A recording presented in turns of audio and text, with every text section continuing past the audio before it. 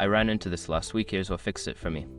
If you're looking to switch your mobile number from Otwo to 3UK, follow these steps to make the process smooth. Step 1. Check your eligibility. Make sure your Otwo account is active and not in debt. You need to be able to request a PAC code from Otwo to transfer your number. Step 2. Request your PAC code. Contact Otwo via the customer service or use the Otwo app to request your PAC code. You should receive this code via SMS or email. Step 3. Sign up with 3. Once you have your PAC code, sign up for a new plan with 3. You can do this online or in store. Make sure to provide your PAC code during the sign-up process. Step 4. Insert your 3 SIM.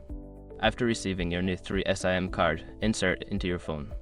Your number should automatically transfer within a few hours, but it can take up to 24 hours. Step 5. Confirm the transfer. Once your number has been ported, you will receive a confirmation from 3. Make sure to test your new SIM by making a call or sending a text. If you encounter any issues, don't hesitate to reach out to 3S customer service for assistance. Good luck with your new plan.